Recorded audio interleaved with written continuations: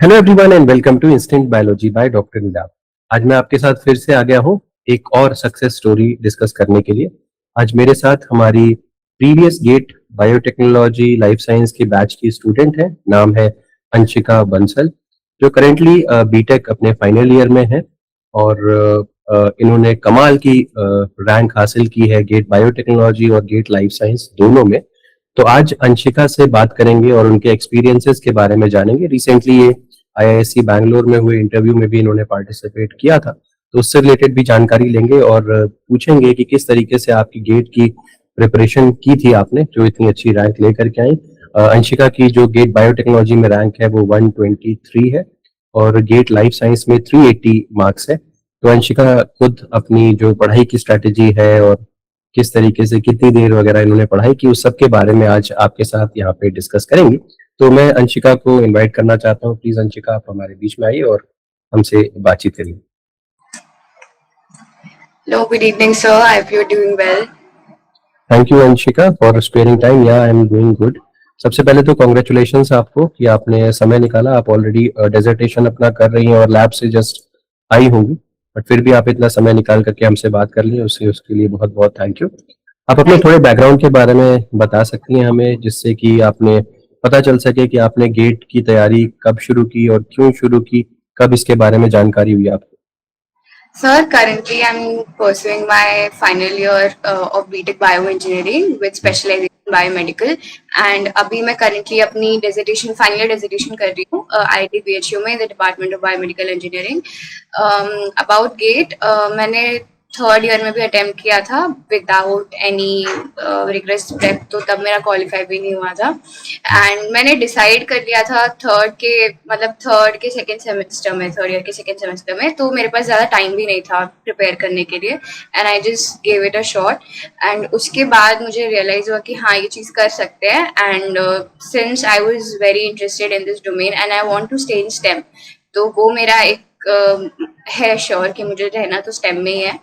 तो M Tech was an obvious step for me, तो मैंने डिसाइड किया कि मैं गेट दूंगी वापस से अच्छे से प्रिपेयर करके। सो लास्ट ईयर जून में when I was doing my 2 months internship chemical department में यहीं पे आईआईटी बीएचयू में, तब मैंने आपका बैच ज्वाइन किया था 6 मंथ्स वाला। बट मैंने उस समय क्लासेस इतने अच्छे से अटेंड नहीं करी थी। मैं स्टार्टिंग में तो बड़े अच्छे से कुछ दिन मैंने बहुत अच्छे से क्लासेस अटेंड करी और लैब में बैठ के भी क्लासेस अटेंड करती थी, बट फिर मैंने छोड़ दिया क्योंकि already I was very swamped with the work जो यहाँ पे हो रहा था। बट फिर मैंने वापस से जब मेरी इंटर्नशिप खत्म हो गई then I started attending classes and मैं लाइव कई बार होता था, मैं नहीं भी कर पाती थी, but I would make sure कि मैं रिकॉर्डिंग्स वापस देख लूँ। ओके। थोड़ा सा अपनी, क्योंकि आपकी दोनों ही एग्जामिनेशंस में बीटी और एक्सेल दोनों में ही बहुत अच्छी रैंक आई है, तो अपनी स्ट्रैटेजी को थोड़ा सा डिस्क्राइब करिए कि किस तरीके से आपने पढ़ाई की। जैसा आपने अभी बताया, क्योंकि आप ऑलरेडी उस समय डेजर्टेशन या इंटर्नशिप के फेज में थी, तो पढ़ाई करना मुश्किल रहा होगा, जैसे कि बहुत सारे स्टूडेंट्स के साथ होता है। और आपने ये भी बताया कि आप थर्ड ईयर में एक बार दे चुकी थी, तो उसके बारे में भी बताइए कि थर्ड ईयर का एक्सपीरियंस कैसा होता है गेट का और फाइनल ईयर का एक्सपीरियंस कैसा होता है, और आप क्या रिकमेंड करेंगी कि किस समय गेट का एग्जामिनेशन देना बेहतर होता है? सर, मेरे हिसाब से अगर आप श्योर हैं कि आपको एग्जाम देना है तो जितना जल्दी है, नो अर्लियर द बेटर। तो आप मतलब थर्ड ईयर में इफ यू श्योर आप स्टार्टिंग से प्रिपेयर करना शुरू कर दो। You don't need to prepare from second year, मुझे लगता है, बिकॉज सेकेंड ईयर तक आप खुद अडेप्ट भी कर रहे होते हैं अपने कॉलेज के साथ, तो it's fine. But third year में अगर आपको देना है तो स्टार्टिंग से ही स्टार्ट प्रिपेयरिंग, मतलब स्टार्ट होते ही थर्ड ईयर कर दो शुरू एंड उस समय अटेम्प्ट दे दो। अगर वो अच्छा नहीं भी होता है देन आपके पास एक वो रिलीफ भी होता है ना कि नहीं, मेरे पास नेक्स्ट ईयर भी है, तो वो थोड़ा माइंडसेट आप थोड़ा सा ईज डाउन हो जाते हो कि ठीक है नेक्स्ट ईयर भी दे सकते हैं। अब सिंस मेरा थर्ड ईयर में क्वालिफाई नहीं हुआ था, तो मतलब मैं थोड़ा सा अंडर प्रेशर भी थी कि मेरा लास्ट ईयर क्वालिफाई नहीं हुआ, व्हाट इफ इस बार भी नहीं हुआ। बट कई बार जैसे मतलब मेरे भी सीनियर्स हैं जिन्होंने थर्ड ईयर में भी क्वालिफाई किया है एंड अच्छी रैंक के साथ किया है, देन फोर्थ में उनकी और बेटर रैंक आई है। सो वो एक मतलब खुद के लिए एक पीस ऑफ माइंड हो जाता है कि थर्ड ईयर में भी क्वालिफाई हो गया, देन फोर्थ ईयर में हो ही जाएगा। So if you're sure that you want to go to MTech or even PhD right after BTech, you should go for GATE and जितना जल्दी उतना अच्छा है। ओके।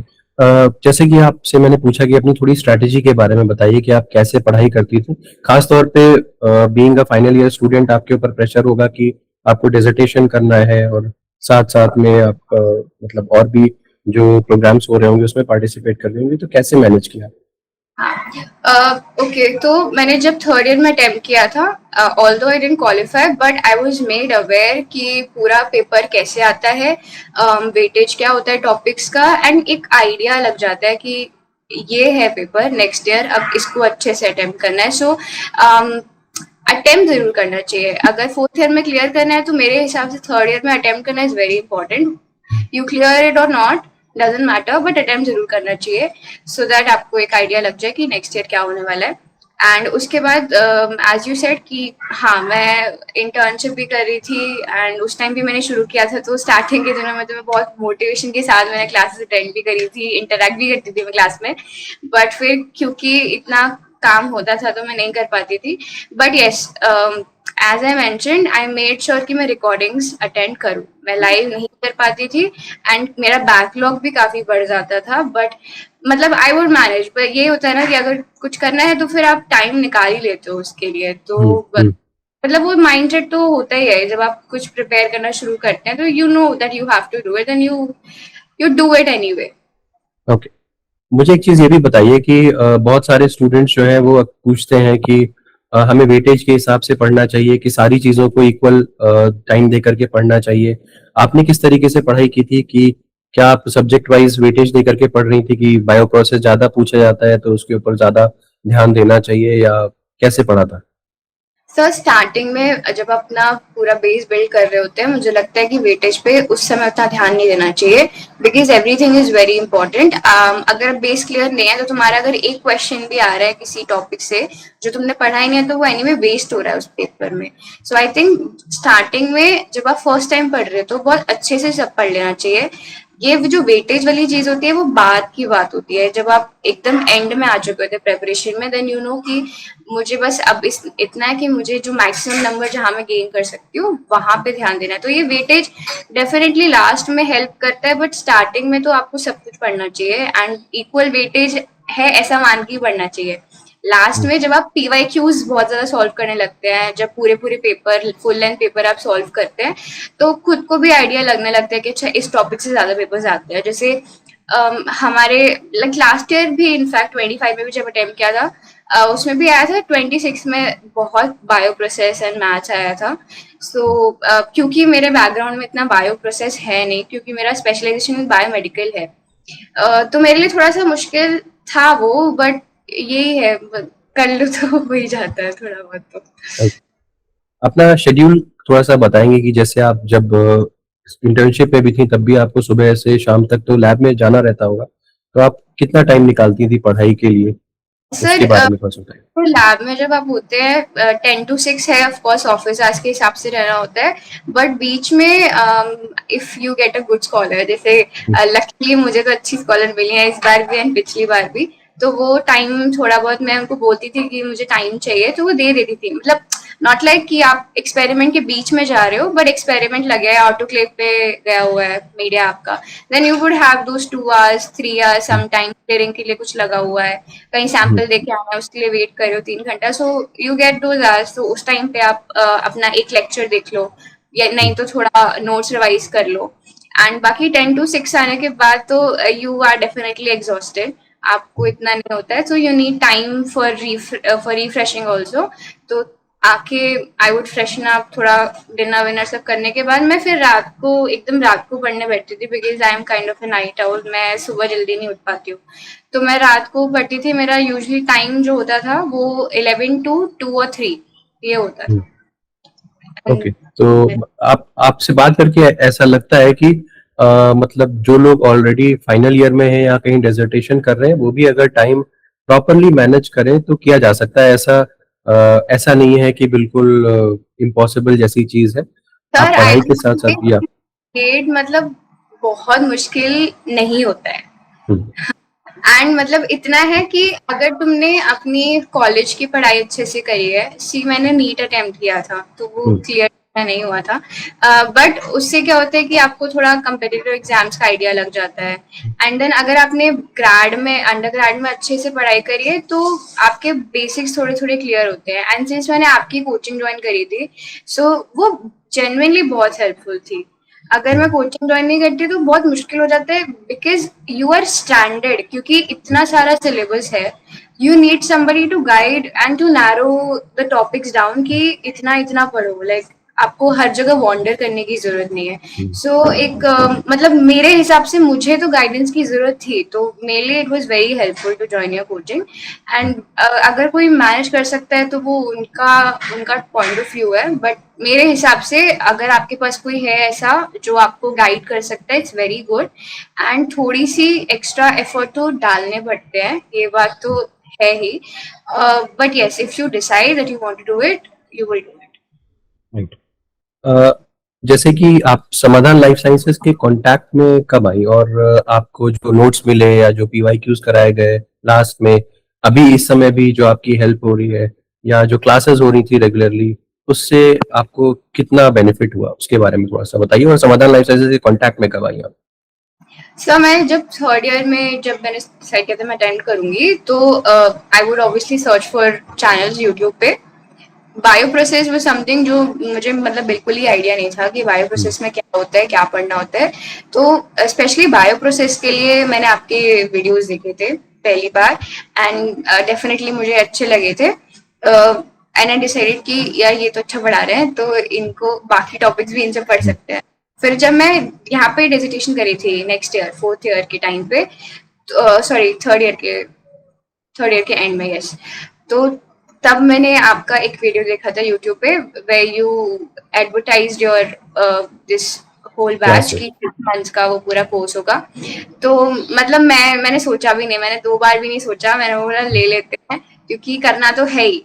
एंड हमें पता है कि ये अच्छा पढ़ाते हैं, इनके वीडियोस देखेंगे पहले, ले लेते हैं, तो मैंने ले लिया था फिर। And it was a good decision, I would definitely say that it was a very good decision. तो जो नोट्स आपको मिले, जो पीवाईक्यूज कराए गए या जो क्लासेस हुई, उसमें से कितना पेपर आपको लगता है कि आ गया था क्या मुझे लगता है नोट्स में ये नोट्स पेपर आप? तो बेस्ट ही होते हैं, नोट्स तो मतलब बेस्ट ही होते हैं, मैं तो यही बोलूंगी। क्योंकि मतलब मुझे खुद को ना इतना बहुत ज्यादा आदत नहीं है कि मैं बहुत ज्यादा डीप में बुक्स पढूं। एंड मैं अगर शुरू कर देती हूँ तो फिर ये होता है कि as I said you wander around, मतलब आपको फिर वो ना एक लाइन नहीं रहता है कि आपको इसके अराउंड ही जाना है। यू जस्ट स्टार्ट वॉन्डरिंग कि इधर भी पढ़ लो, वो भी पढ़ लो, वो भी पढ़ लो। So notes very crisp, and आपको पता है कि ठीक है ये पढ़ के जाओगे ना कुछ क्वेश्चन फंसेगा ही। So biochemistry specially amazing notes for that. And उसके अलावा मॉल बायो से पेपर जैसे आया था, बायोकेमिस्ट्री, मॉल बायो, ये सब मतलब ऐसे टॉपिक से इनसे पेपर आता ही है हर बार। सो इसके नोट्स बहुत अच्छे थे, मुझे मतलब बहुत अच्छे लगे। एंड पीवाईक्यूज वेरी इंपॉर्टेंट, बहुत अच्छी चीज है। एंड ऑल्सो सर मतलब लेक्चर के बाद डीपीपीज भी देते हैं, कि जिस दिन जो लेक्चर हुआ उसके लिए थोड़े से 5-10 क्वेश्चंस बाद में। सो वो उससे होता है कि आपका फ्लो बना रहता है, आपने कुछ पढ़ा, आपने हाल के हाल क्वेश्चन सॉल्व करे, सो वो आइडिया दिमाग में रहता है कि अच्छा ये हो रहा है, तो वो डॉट्स कनेक्ट होते रहते हैं। एंड में मतलब ये चीज आपको स्टार्टिंग में शायद लगे कि क्या है, बट एंड में वो चीज आपको बहुत हेल्प करती है, बिकॉज आप कंस्टेंट आई मीन कंसिस्टेंटली आप 6 महीने से सेम चीज पढ़ते जा रहे हो। So it is very helpful definitely. GATE वाले दिन का थोड़ा सा एक्सपीरियंस बताइए, जब आपने पेपर दिया, अटेम्प्ट किया, तो आपको लग रहा था कि यार मेरा निकल जाएगा और इतना अच्छा रैंक आ जाएगा, कुछ ऐसा लग रहा था? मतलब इट्स काइंड ऑफ फनी, मैं पेपर देने गई थी, मेरे सेकंड शिफ्ट में बीटी का था, फर्स्ट शिफ्ट में एक्सेल का पेपर था। अच्छा। एंड एक्सेल का तो सी मैंने कोई अलग से प्रिपेयर किया नहीं था, बीटी का था उसके साथ ही एक्सेल दिया था। तो मैं उसके टाइम पे तो इतना मतलब नहीं था, मैं चली थी। बट बीटी का मैंने पेपर दिया, क्योंकि मुझे बीटी के पेपर से बहुत उम्मीद थी कि यार ये तो अच्छा जाना चाहिए, बहुत अच्छे से पढ़ाई करी है, इतनी मतलब इतने महीने से मैं पढ़ाई कर रही हूँ, तो ये तो अच्छा जाना चाहिए। बट क्या हुआ कि मैंने क्वेश्चन सॉल्व करे करे करे, अब मेरे टेस्ट वेस्ट में नंबर अच्छे आते थे, बनते थे क्वेश्चंस में जो करती थी, वहां पे मुझे लगा कि ये तो कुछ हो ही नहीं रहा मुझसे। मैं तो मेरा पेपर गया, मतलब I have had one of the biggest breakdown during that paper. मुझे लगा कि मेरा पेपर गया, अब तो खत्म है। और मतलब मैं वहां बैठ के बहुत अच्छे से रोई वोई हूँ। पर बाद में जब पता चला कि in fact I remember texting you also कि सर इतने ही नंबर आ रहे हैं मेरे तो, और आप बोल रहे थे कि ये तो अच्छे होते हैं। मैंने कहा सर ये कैसे अच्छे हो सकते हैं, मुझे तो कुछ आइडिया नहीं था कि ये नंबर अच्छे हैं। एंड बाद में जब मैंने रिस्पॉन्स शीट चेक करी थी, I was completely thrashing me down, क्योंकि उसमें 6 नंबर ऐसे थे जो मेरे बिल्कुल, मुझे पता था कि ये 6 नंबर मुझे आने चाहिए, पर मैं वहां पे since I just completely panic, उसमें मेरे वो 6 नंबर रह गए। मतलब that would have increase my rank also, but ठीक है, आई मीन इट्स फाइन। मैं अपने क्लास में भी हमेशा ये बताता हूँ कि पैनिक से आप रेस के बाहर हो जाते हैं, और अगर आप ठीक से दिमाग लगा के, क्योंकि गेट में अक्सर ही ऐसा होता है कि इनिशियली आपको क्वेश्चंस ऐसे मिल जाते हैं जो आपके समझ से ऊपर के होते हैं, और वो फिर आपको बहुत परेशान कर देते हैं। तो शायद आपके साथ भी वही हुआ होगा। वही बट हुआ। एनीवेज, आपने वापस से रिकूप करके अच्छा परफॉर्मेंस दिया। लास्ट क्वेश्चन आपसे ये भी है कि आपकी क्योंकि बहुत अच्छी रैंक आई है बीटी और एक्सेल दोनों में ही, तो अभी आपका आगे का क्या प्लान है? कौन कौन से आईआईटीज आपका एम है, या आप थोड़ा एक्सपीरियंस अपना आईआईएससी का भी शेयर करिए, क्योंकि बहुत सारे स्टूडेंट्स ये भी जानना चाहेंगे कि इंटरव्यू में आखिर किस तरीके से क्या चीजें होती हैं। तो एक तो आप ये बताइए आगे का क्या प्लान है, एकेडमिया में रहना है कि जॉब करना है आपको, या और दूसरा ये भी बताइए कि कौन कौन से आईआईटीज वगैरह आपने भरे हैं और आईआईएससी का एक्सपीरियंस। सर मैं तो एमटेक के लिए अप्लाई कर रही हूँ। मैं अभी रिगरसली पीएचडी के लिए अप्लाई नहीं कर रही हूँ, दैट्स माय डिसीजन।